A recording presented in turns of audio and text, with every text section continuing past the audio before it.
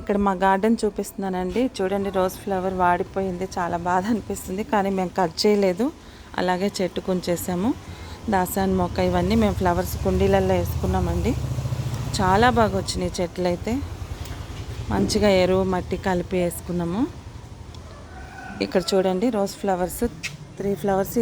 ఈ చెట్టుకి చాలా ఫ్లవర్స్ వస్తాయండి. వాడిపోయినాయి పూలు అయితే, కానీ చెట్టుకే ఉంచేసాం. చెట్టుకు చూసుకుంటే చాలా అందంగా ఉంటుంది కదండి. చూడండి, ఈ విధంగా మేమైతే గార్డెన్ అరేంజ్ చేసుకున్నాము. రోజ్ ఫ్లవర్స్ చాలా రకాల ఫ్లవర్స్ వేసామండి. ఇవన్నీ కుండీలలో పెట్టుకున్నాం చెట్లన్నీ. మనకి చెట్లు వేసుకున్నప్పుడు ఈ విధంగా ఫ్లవర్స్ వస్తే చూస్తుంటే ఎంత ఆనందం కలుగుతుందండి. కట్ చేస్తే ఏమొస్తుందండి, చెట్టుకుంటేనే అందం ఫ్లవరు.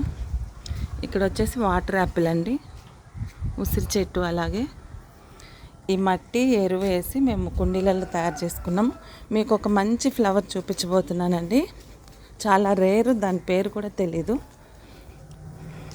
ఈ విధంగా మేమైతే కుండీలో కలర్ వేసుకున్నాము.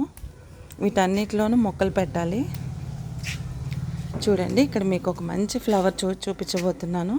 దాని పేరైతే నాకు తెలీదు. బెంగళూరు నుంచి మా అబ్బాయి తెచ్చాడు. చూడండి ఎంత బాగుందో. ఇంకొక మొక్క కూడా తెమ్మని చెప్పాను. దీని పేరు కూడా తెలియదండి, అన్ని బెంగళూరులో తెచ్చినాయి.